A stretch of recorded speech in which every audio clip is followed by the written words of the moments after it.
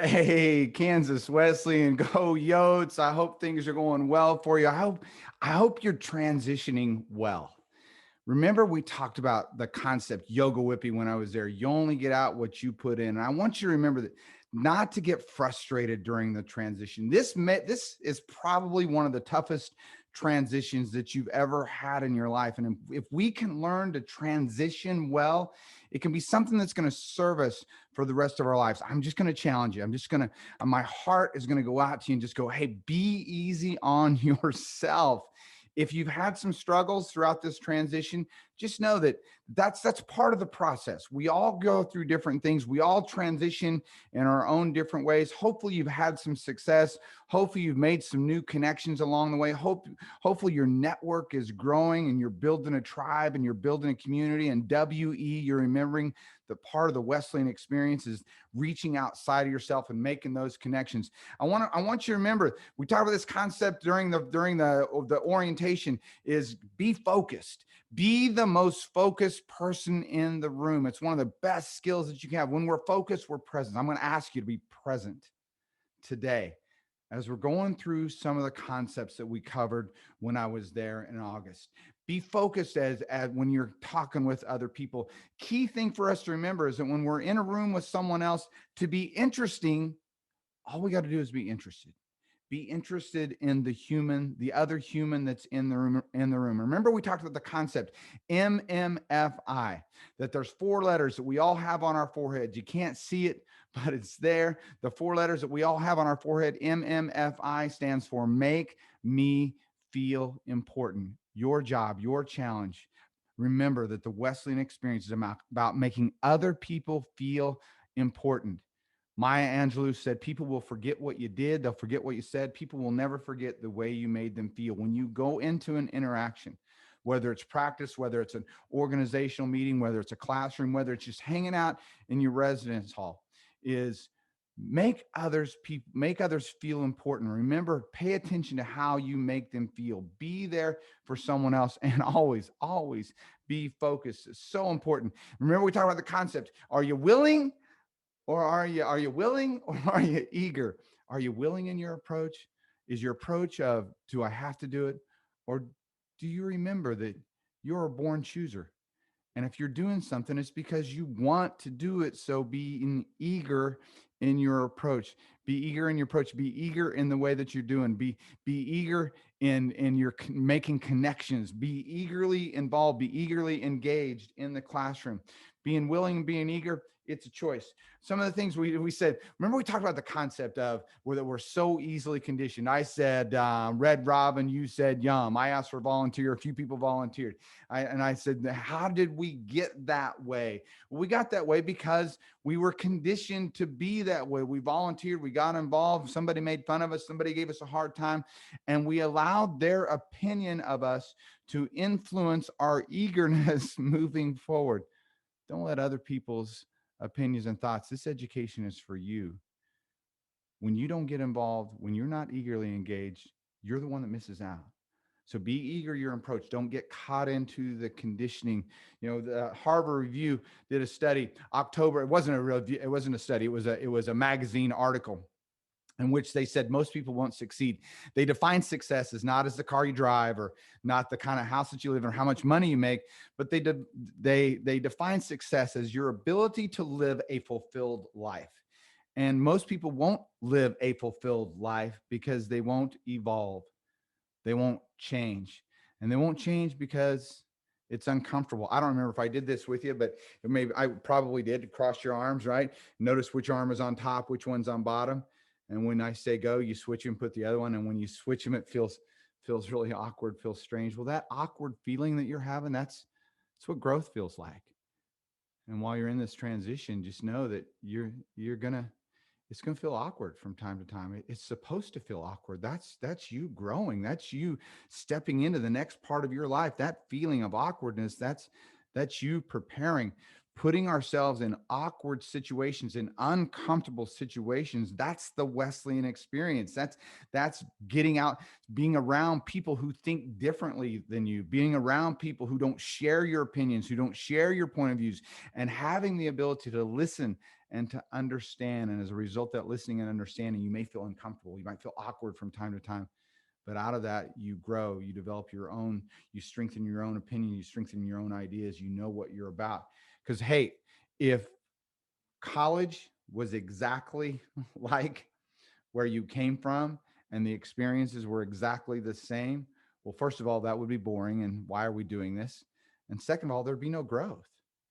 So part of this Wesleyan experience is learning to grow, learning to change, learning to evolve, learning to put yourself in awkward, uncomfortable situations that will serve you. When we were in the assembly with everybody together, we played Simon Says, and I remember we played Simon Says because I wanted you to focus on how do I respond when things don't go my way.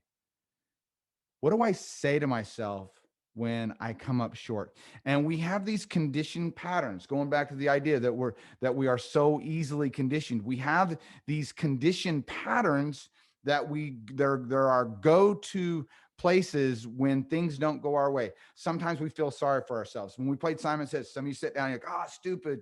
When sometimes we blame others, like, oh, it's the teacher's fault, it's my professor's fault, it's my advisor's fault, it's my parents' fault, it's my coach's fault. So we blame other people. Sometimes we freak out, we get mad, we get angry, we get upset. Sometimes we deny that there's a problem. We say, nuh-uh, not me. Sometimes we quit, we give up. Those 5 things: shame, blame, freak out, deny, and quit. Those 5 things are what's going to keep you from having the full Wesleyan experience. Those 5 things are what's going to keep you from graduating from college.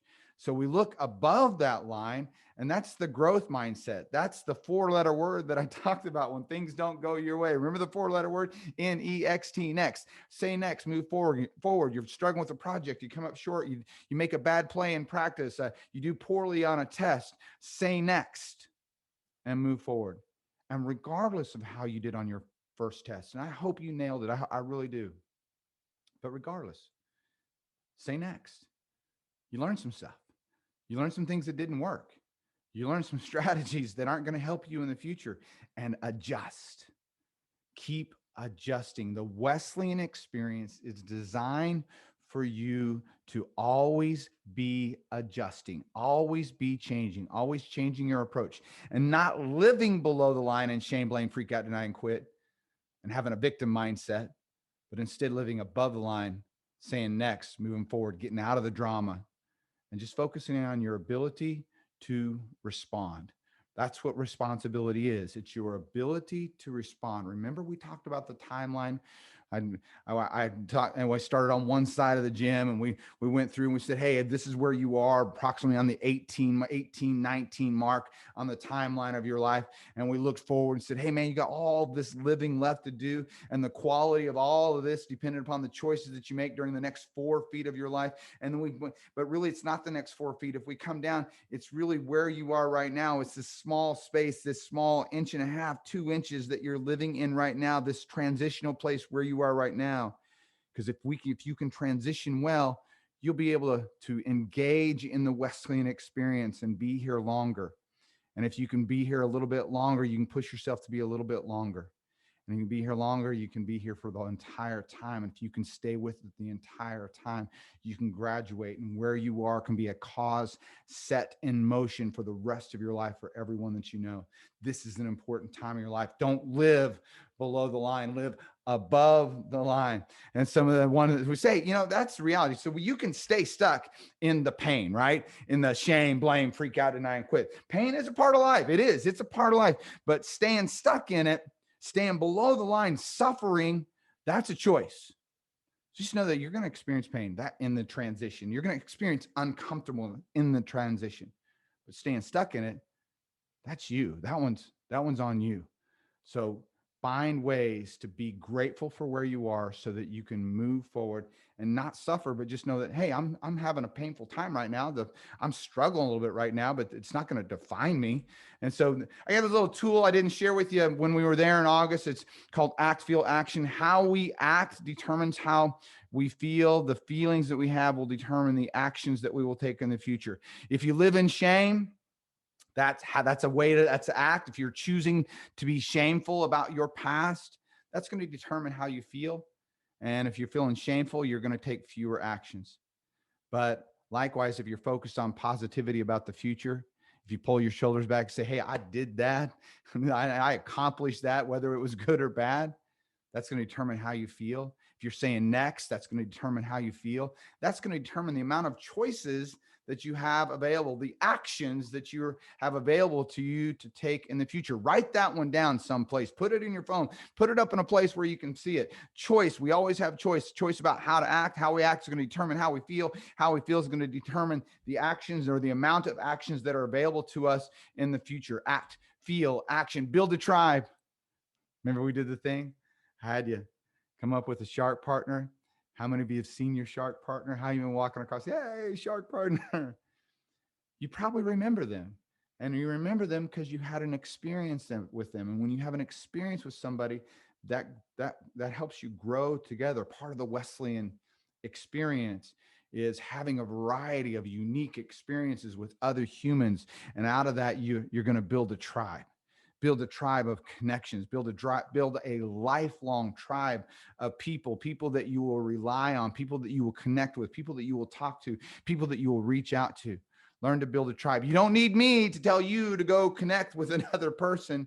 You can do that. And yes, when you do it, it's going to feel awkward. It's going to feel strange. It's going to feel weird, because that's part of the Wesleyan experience, putting yourself in unique situations. And I gave you that tool. Do you remember the tool that I gave you? WHAT. You were standing across from your shark partner. Right? One of you went first. And you started out with W questions like, hey, so where are you from? What kind of W questions? What kind of stuff do you do for fun? Where you live? And out of that, it led to an H question. The H questions are valuable. Remember, your job in a conversation is to get that person to tell you a story. If they tell you a story, they're going to remember you while they're talking. Maybe you ask some follow-up question. T stands for talk about travel. If the conversation ever lulls, hey, did you do anything cool last summer? What kind of stuff? Where do you go on vacations? Where would you like to go? We all have a bucket list of places that we'd like to go. They're great conversational starters. Why get good at this? Well, if you get good at creating conversations over the next 4 years of your life, you're going to be sitting down in an interview. And when you're sitting down in an interview and that person is interviewing you, if you can flip the script on that and you can be a great conversationalist, if you can ask great questions about them, why? Because you've been practicing over the past 4 years and it's just natural for you, they're going to remember you. People want to work with people that they like hanging out with. People want to work with people who bring a different energy into the workplace. People want to work with people who are having fun, who are fun to work with. So if you learn to use WHAT and you learn to be a great conversationalist and you learn to ask unique questions that get people to be engaged and involved, people are going to remember you. And when they remember you, they're going to want you to be a part of their tribe. And so we did the concept called SLANT, SLANT. Remember that? I hope you've been using it in your classrooms. I hope you've been sitting up straight, ka-chunk.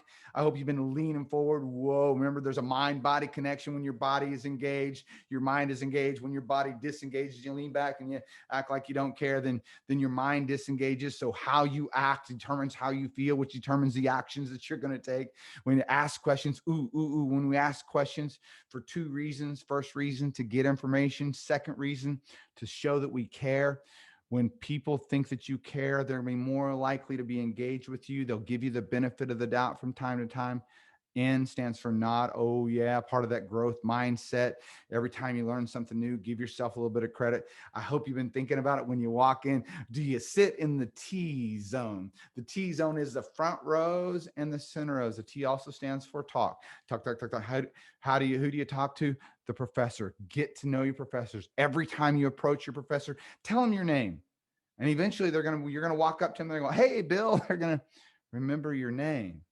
And when they remember your name, it's more likely that they're going to remember you. And then that opens up opportunities for job referrals, or even maybe a little bump up in your grade because you were fun to teach.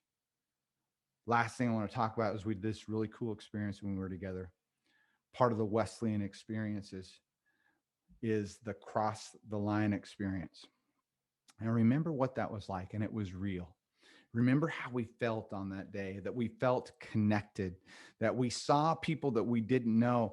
And even though when we first saw them, first time we saw them, we thought, oh, that person, they don't have any challenges, they don't have any problems. And we discovered that hey, we're all going through stuff. We all feel less than from time to time.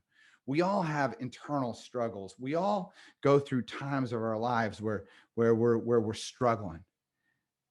And we've all been through some negative experiences, and we all have things that sometimes we wish that people didn't know. But the reality is that when people know and you are 100% you in the experience, people will show some love. And if they don't, that's their issue, that's their challenge. But we need a little bit more love. And I think a big part of the Wesleyan experience is being eager to show love, being eager to say, hey, I might disagree with you, but that doesn't mean that I can't love you. And it doesn't mean I can't work to understand you. The Wesleyan experience is also understanding the WE is that we are not alone. Wesleyan experience, it's about we, it's about us. And yeah, other people, you discovered that on that day. Other people are going through the same kinds of stuff that you are. That was a great day. And I want to thank you for being eagerly involved in the Wesleyan experience. I want to thank you for bringing your 100% self. And I want to thank you for staying with it. Hey, you made it this far. Good job. I mean, oh yeah, you made it this far. And if you struggled, it's okay. You can adjust. If you're having a tough time right now, it's okay. You can adjust. The work that you put in here will have lifelong dividends. I hope to see you soon. Thanks.